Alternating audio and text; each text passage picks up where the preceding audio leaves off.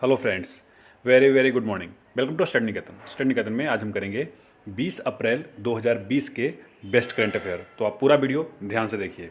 चूँकि आज मंडे है तो हम आज से रिवीजन शुरू कर रहे हैं। आपको 11 बजे वीडियो मिलेगी रिवीजन का, जो कि कंपाइल्ड वीडियो होगा, तो आप उसे अवश्य देखेंगे। बीते दिनों विश्व स्तर पर वर्ल्ड हेमोफेलिया डे के रूप में कब मनाया गया है? तो ये 17 अप्रैल को मनाया गया जी, वर्ल्ड हेमोफेलिया डे। ठीक है, ये दिवस का विषय है इस साल का गेट प्लस इन्वॉल्व्ड, और ये दिन वर्ल्ड फेडरेशन ऑफ हेमोफेलिया के संस्थापक फ्रैंक श्राम्बेल के जन्मदिन के सम्मान में चुना गया था। ठीक है, इस वर्ष विश्व हेमोफेलिया दिवस का 30वां संस्करण है जी। वर्ल्ड फेडरेशन ऑफ हेमोफेलिया की स्थापना 1963 में किया गया था और इसका हेडक्वार्टर मॉन्ट्रियल कनाडा में है। वैसे आप मॉन्ट्रियल प्रोटोकॉल के बारे में भी पढ़ा होगा। हेमोफीलिया एक अनुवांशिक यानी हेरिडेटरी रोग है जी, जो आमतौर पर पुरुषों को होती है। ठीक है, ये मतलब हेरिडेटरी मतलब आपको पता ही होगा, माता पिता से मिलता है। जैसे कलर ब्लाइंडनेस भी एक अनुवांशिकी रोग है। हीमोफीलिया अनुवांशिक रोग है जिसमें शरीर के बाहर बहता हुआ रक्त जमता नहीं है। जैसे आप जानते हैं कि विटामिन के की ज़रूरत पड़ती है अगर ब्लड नहीं जम रही है, क्लॉथिंग नहीं हो रही है। तो यह बीमारी रक्त में थ्रम्बोप्लास्टिन नामक पदार्थ के कमी के कारण होती है जी। बीते दिनों किसके द्वारा पानी में भारी धातु आयनों का पता लगाने के लिए एक कॉम्पैक्ट और पोर्टेबल सॉलिड स्टेट सेंसर विकसित किया गया है? तो इसका सही आंसर है CENS। ठीक है ना, CENS का पूरा नाम centre for nano and soft matter science है जी, जिसका हेडक्वार्टर कहाँ है? बेंगलुरु में है। DRDO defence research and development organisation नई दिल्ली में हेडक्वार्टर, इसरो बेंगलुरु में headquarter, Indian space research organisation Bhabha atomic research centre BARC का, और इसका हेडक्वार्टर मुंबई में है। बीते दिनों थॉमस अजान ने अपने ऊपर लगे भ्रष्टाचार और डोपिंग उल्लंघन के आरोपों के मद्देनजर किसके अध्यक्ष पद से इस्तीफा दे दिया है? तो इनका फोटो देखिए, ये अंतर्राष्ट्रीय वेट लिफ्टिंग महासंघ IWF के अध्यक्ष थे जी, और ये 1976 से 2000 तक उस महासंघ के महासचिव रहे और 2000 से 2020 तक अध्यक्ष रहे जी। यानी करीब 43 साल की इनकी कैरियर रही। 1905 में इसकी स्थापना हुआ था, बुडापेस्ट हंगरी में इसका हेडक्वार्टर। बीते दिनों किसके द्वारा Mapusa urban cooperative bank of Goa limited का लाइसेंस रद्द कर दिया गया है? तो आपको इसका आंसर पता होगा, बिल्कुल भारतीय रिजर्व बैंक RBI ही ये लाइसेंस रद्द कर सकता है जी। ठीक है, और ये 16 अप्रैल 2020 से प्रभावी हो गई है। RBI के 25वें गवर्नर शक्तिकांत दास है, 23वें रघुराम जी राजन और 24 में उर्जित पटेल। बीते दिनों ग्रामीण डाक सेवा GDS सहित सभी डाक कर्मचारियों को ड्यूटी पर रहते हुए बीमारी का शिकार हो जाने पर कितने लाख रुपए का मुआवजा देने का फैसला किया गया है? तो इन्हें 10 लाख रुपए का मुआवजा दिया जाएगा जी। ठीक है, भारतीय डाक का फॉर्मेशन 1 अक्टूबर 1854 को हुआ था। प्रदीप्ता कुमार बिसोई इसके सेक्रेटरी हैं और श्री सलीम हक इसके डायरेक्टर जनरल हैं जी। अब मैं आपको बताता हूं इंडियन पोस्ट पेमेंट बैंक, जिसका टैगलाइन आपका बैंक आपका द्वार है, जिसका फाउंडेशन 1 सितंबर 2018 को किया गया था। हेडक्वार्टर नई दिल्ली में है। सेक्रेटरी इसके अनंत नारायण नंदा हैं जी, और MD CEO सुरेश सेठी। आपको बिल्कुल याद होना चाहिए, सुरेश सेठी इसके MD और CEO हैं, कई एग्जाम में पूछा जा चुका है। बीते दिनों किस देश में होने वाला हांगझोउ 2022 एशिया पैरालंपिक खेलों का शुभारंभ कर फेई फेई को चुना गया है? तो ये चीन में होने वाला है जी। वैसे हांगझोउ चीन का ही शहर है। इसका आयोजन 9 से 15 अक्टूबर के बीच किया जाएगा। इसमें कुल 22 खेल आयोजित किए जाएंगे जी, जिसमें ताइक्वांडो और पैरा कैनोइंग पहली बार शामिल किया जाएगा। कुछ और मैं आपको बताता हूँ शुभंकर, जैसे मिराई तोबा और सोमाइटी, ये टोक्यो ओलंपिक के शुभंकर होंगे। 36वें राष्ट्रीय खेलों का मेजबानी जो कि गोवा कर रहा है, 20 अक्टूबर से 4 नवंबर तक किया जाएगा, उसमें कलगी बुलवक शुभंकर होंगे।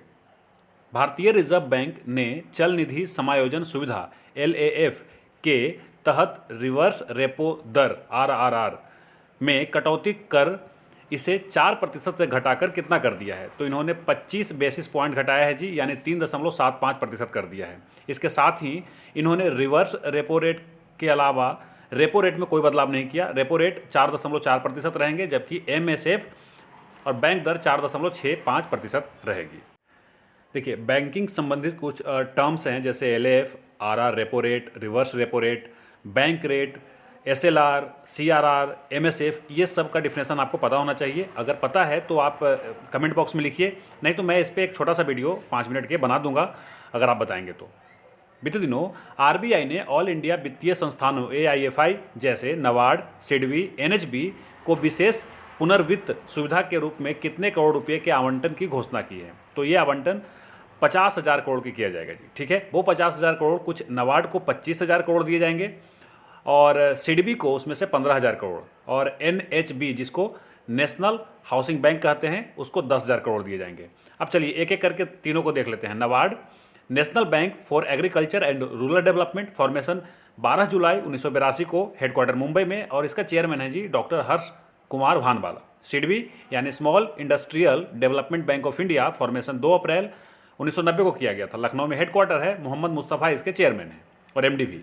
NHB national housing bank, formation 9 जुलाई 1988 को किया गया था, शारदा कुमार होता इसके MD हैं और हेडक्वार्टर नई दिल्ली में है जी, ठीक है। तो आप इसका स्क्रीनशॉट लीजिए और एक बार और रिवीजन कर ही लीजिएगा। चलिए आगे बढ़ेंगे, रिवीजन करते रहिए। बीते दिनों ICAR द्वारा विकसित Pusa detecting and sanitising tunnel को किसने उद्घाटन किया है। तो ये उद्घाटन कैलाश चौधरी ने किया है जी। कैलाश चौधरी कौन है?